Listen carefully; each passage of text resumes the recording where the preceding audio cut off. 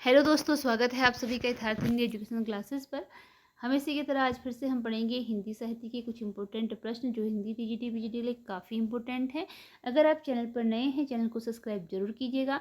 तो चलिए बढ़ते हैं वीडियो में आगे। पहला प्रश्न है, भारत विभाजन पर आधारित उपन्यास आग का दरिया के लेखक कौन है? उपन्यास का नाम है आग का दरिया और आपको बताना है कि इस उपन्यास के लेखक कौन हैं। आग का दरिया जो उपन्यास है इसके लेखक कौन हैं? ऑप्शन है Zahida Hina, Bashir Badr, कुर्तुल N Haider, Amrita Pritam. Right answer बताना है आपको इसके लिए, और इसका जो राइट आंसर है वह ऑप्शन सी है। कुर्तुल एन हैदर जो हैं वह उपन्यास आग का दरिया के लेखक हैं। आग का दरिया जो उपन्यास है इसके लेखक हैं। अगला प्रश्न है, पैरों में पंख बांधकर किस विधा की रचना है? पैरों में पंख बांधकर इस रचना की विधा बतानी है कि यह कौन सी विधा की रचना है। रेखा चित्र है, कहानी है, संस्मरण है या यात्रा वृत्तांत है। इसके लिए राइट आंसर है ऑप्शन डी, यात्रा वृत्तांत। पैरों में पंख बांधकर यह रचना यात्रा वृत्तांत विधा की रचना है। अगला क्वेश्चन है, मशाल जलती रहे नाटक किसका है? मशाल जलती रहे, मशाल जलती रहे इस नाटक के लेखक का नाम बताना है। हरिवंश तरुण है, उदय शंकर भट्ट हैं, राजेंद्र अवस्थी है, हरिकृष्ण प्रेमी है। राइट आंसर इसके लिए ऑप्शन ए है, हरिवंश तरुण की रचना है मशाल जलती रहे। ऑप्शन ए इसके लिए राइट आंसर है। अगला क्वेश्चन है, मोहनी मूरति सावरी सूरती नैना बने रसाल किसकी पंक्ति है? यह पंक्ति किसके द्वारा लिखी गई है? मोहनी मूरति सावरी सूरती नैना बने रसाल।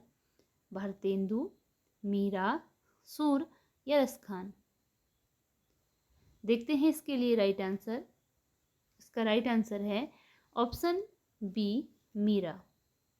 मोहनी मूरति सावरी सूरती जो यह पंक्ति है यह लिखी गई है मीराबाई के द्वारा।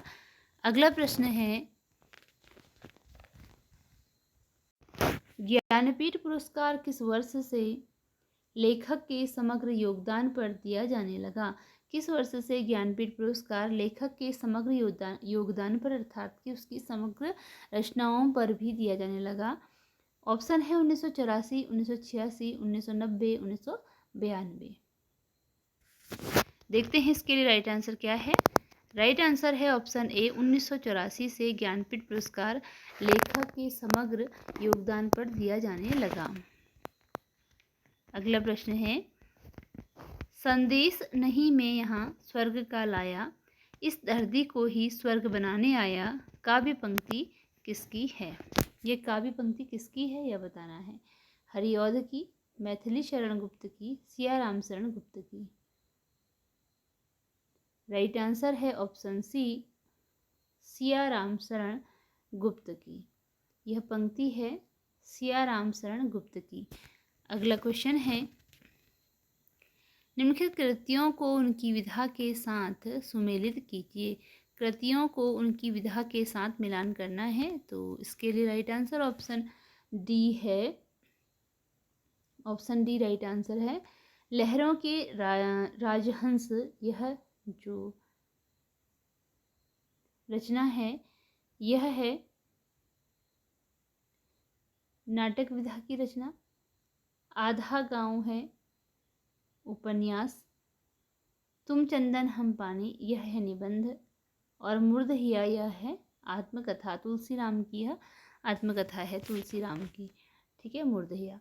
अगला प्रश्न है, निम्नलिखित उपन्यासों को उनके पात्रों के साथ मिलाइए। पात्रों के साथ उपन्यासों को मिलाना है, यानी कि उपन्यास और उनके पात्र बताने हैं। तो इसके लिए ऑप्शन ए राइट आंसर है। गबन, जालपा जो है गबन का पात्र है। नदी के द्वीप, भुवन नदी के द्वीप का पात्र है। मैला आंचल, प्रशांत मैला आंचल का पात्र है। और निपुणिका बाण भट्ट की आत्मकथा की पात्र है। अगला प्रश्न है, रासपंचाध्यायी किस छंद में लिखी गई है? रासपंचाध्यायी जो रचना है इसका छंद बताना है कि यह किस छंद में लिखी गई रचना है। ऑप्शन है चौपाई, दोहा, रोला, सोठा। राइट आंसर है इसके लिए ऑप्शन सी, रोला। रास पंचाध्यायी जो रचना है यह रोला छंद में लिखी गई रचना है। अगला प्रश्न है, आचार्य शुक्ल ने किस कृति को जातीय चेतना का काव्य कहा है? शुक्ल के द्वारा किस कृति को जातीय चेतना का काव्य कहा गया है? जातीय चेतना का काव्य कहा गया है। ऑप्शन है परमाल रासो, पृथ्वीराज रासो, बीसलदेव रासो, हमीर रासो। इसके लिए राइट आंसर ऑप्शन बी है, पृथ्वीराज रासो। पृथ्वीराज रासो को आचार्य शुक्ल ने जातीय चेतना का काव्य कहा है। Option B. अगला क्वेश्चन है, केदारनाथ को कौन सी रचना पर साहित्य अकादमी पुरस्कार मिला? केदारनाथ को उनकी किस रचना पर साहित्य अकादमी पुरस्कार मिला? अकाल में सारस, जमीन पक रही है, उत्तर कबीर, बाग। ये रचनाएं हैं केदारनाथ की। तो किस रचना पर उन्हें साहित्य अकादमी पुरस्कार मिला है बताना है। और इसके लिए राइट आंसर है ऑप्शन ए, अकाल में सारस। केदारनाथ की रचना अकाल में सारस, इसके लिए इन्हें साहित्य अकादमी पुरस्कार मिला। अगला प्रश्न है कि विरुद्धों का सामंजस्य अवधारणा किसकी है? विरुद्धों का सामंजस्य अवधारणा किसकी है? श्याम सुंदर दास, अयोध्या सिंह उपाध्याय, केशव प्रसाद सिंह, रामचंद्र शुक्ल। देखते हैं इसके लिए राइट आंसर ऑप्शन डी है, रामचंद्र शुक्ल का यह अवधारणा है विरुद्धों का सामंजस्य। अगला प्रश्न है, प्रसाद जी द्वारा लिखित कामायनी का प्रस्तावित नाटक कौन सा है? प्रसाद जी द्वारा लिखित कामायनी का प्रस्तावित नाटक कौन सा है? एक घूंट, कामना, ध्रुव सामनी या चंद्रगुप्त।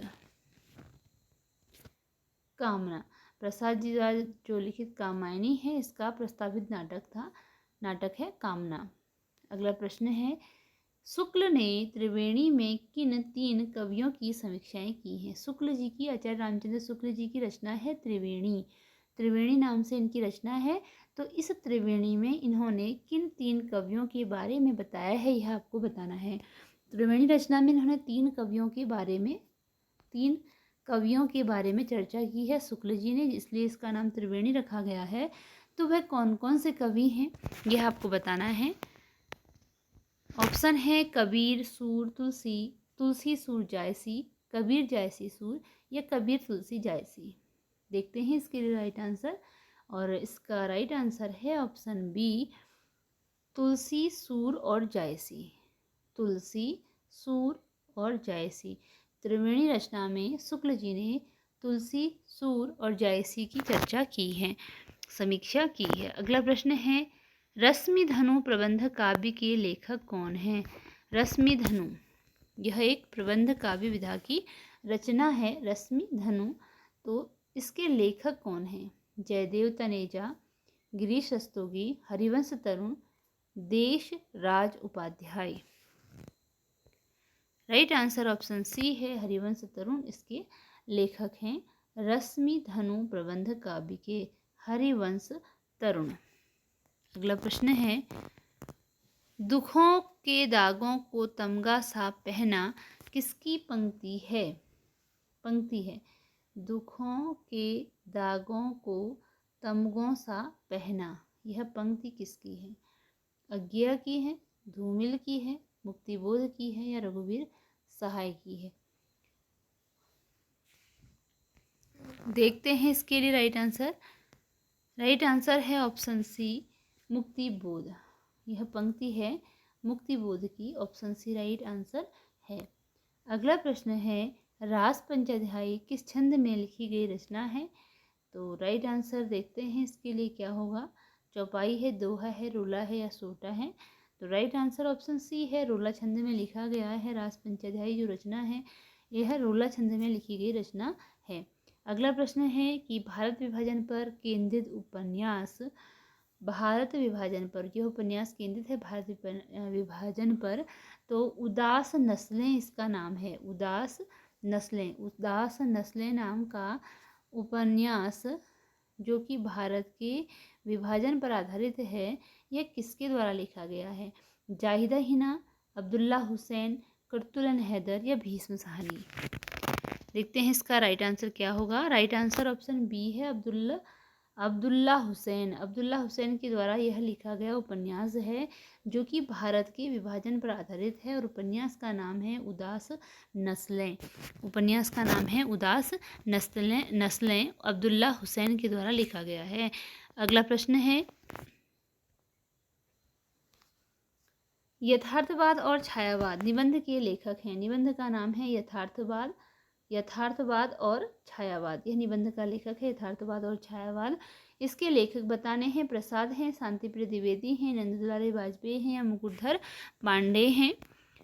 देखते हैं इसका राइट आंसर। इसके लिए राइट आंसर ऑप्शन ए है प्रसाद। यथार्थवाद और छायावाद इस निबंध के लेखक हैं प्रसाद जयशंकर प्रसाद। अगला क्वेश्चन है कि शेरसिंह प्रकाश रचना के लेखक कौन हैं? प्रताप शाही हैं, सोमनाथ हैं, अमीरदास हैं, जसवंत सिंह हैं। राइट आंसर इसके लिए ऑप्शन सी है अमीरदास। शेरसिंह प्रकाश रचना अमीरदास की रचना है। अगला क्वेश्चन है, आल्हा उदल का संबंध किससे है? आल्हा उदल का संबंध किससे है? ऑप्शन परमाल रासो, खुमान रासो, कायम रासो या हम्मीर रासो। राइट आंसर है ऑप्शन ए परमाल रासो। आल्हा और उदल दो सरदारों की वीरतापूर्ण युद्ध का इसमें वर्णन है। अगला प्रश्न, इसी के साथ ये वीडियो यहीं पर एंड होती है। मिलते हैं अगली वीडियो में कुछ नए प्रश्नों के साथ। धन्यवाद।